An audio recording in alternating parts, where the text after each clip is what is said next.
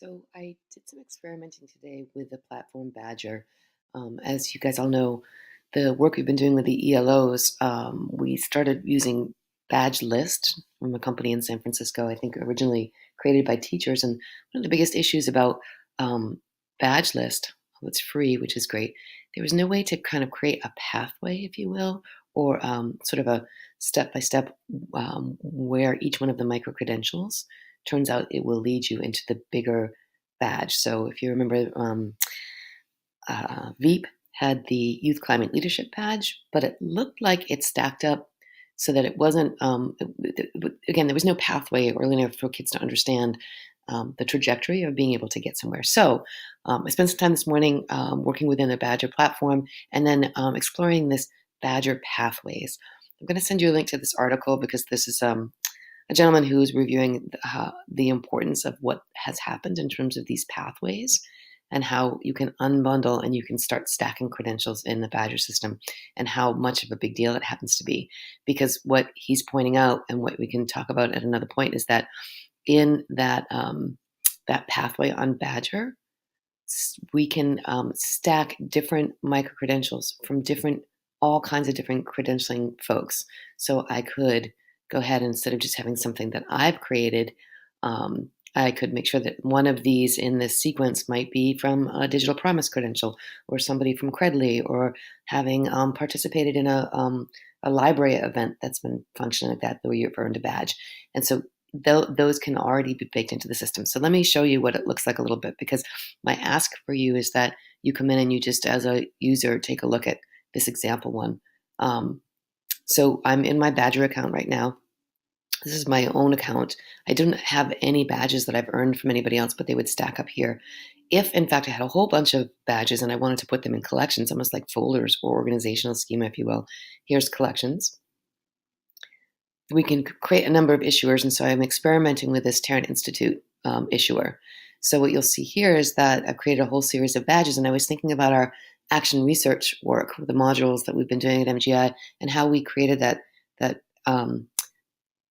modules here and the action research peak when we were actually trying to get everybody to go through a series of sort of quests and challenges that are kind of laid out here.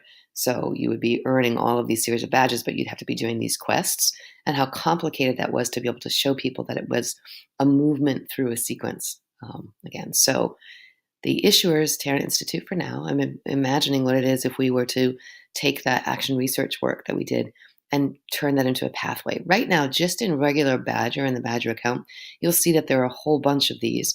And each one of these that are in sort of the gray will lead up to the final action researcher. But just like with Badge List, right now there's no organizational schema. But they've created this and launched this pathways piece. So I've created this action researcher badge. And what the user could come in and see is that there are steps in the process. They would have to write the rationale. They'd have to understand action research, and they'd have to create a team. Once they've been able to do that, they would come in and they would write their question, collect data, have the strategy to analyze that, and that would trigger getting the action research badge. I felt like it was an easy one to practice with, just because we have all of the information already there that it was easy for me to just pull from the module and all the action research peak work we've done. So I really just slapped together some of the expectations for this based on the old Google Docs that we had. They're really, really first drafty, but just so that we could see how it works. And I'll show you here when you go to, you can actually share this pathway. So that link to this pathway could be directly embedded on portfolios. So it's not just the actual badge, but it actually shows anybody who wants to see the progress that the user is making as they move through. It actually is color coded and gives you a percentage of where somebody happens to be in the sequence, which is really powerful. And then again, if I just edit this, you'll notice here what I had to let them know is that this is the completion badge, and that it has 3 required children from this parent, that the user has to actually get all of these 3. But I could go ahead and I could change that 1, 2, and 3 if we wanted to shake it up, just so that you can show how that works. I'll come over and I'll show what the questioner badge looks like. And what I needed to do there was, let's see. Yeah, I set the required badge as this one here that I'd already created earlier. And then you'll see that you can drill down and it brings you out to the link that describes what you have to do. that there's some criteria around that. And then this other thing, which is alignments, which means that, and I don't think I aligned this one, so I feel like I'm all over the place because you don't really need to see the behind the scenes deal, but the um, the alignment in this Action Researcher badge is connected to the teacher standards. So you can create it and connect it to any kind of competency framework, whether it's Common Core, whether it's a transferable skills framework that a school has, whether it's the teacher education standards that we have for MGI. So it's and everything is taggable too. So it looks like it can be a pretty powerful system. Okay. So what I'm hopefully you guys will do is I can add you to a group and have you come in and you would join this pathway and you'd show me, or we could talk about what it looks like when you are able to work through the Action Researcher.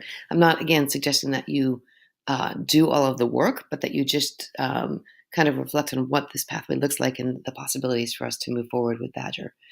I did check in terms of the terms of service. It is, you have to be 13, you have to be older than 13, or 13 or older.